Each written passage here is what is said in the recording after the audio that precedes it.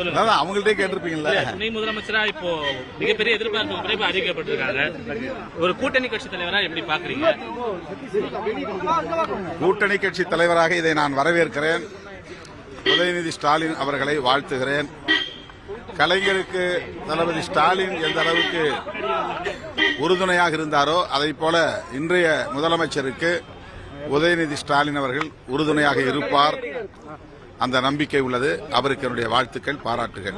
உங்களுக்கு துணை முதலமைச்சர் பொறுப்பு வழங்கப்படணும் கோரிக்கை இருந்தது. அது இல்லாம இவருக்கு வழங்கப்படுறது நீங்க எப்படி பாக்குறீங்க சார்?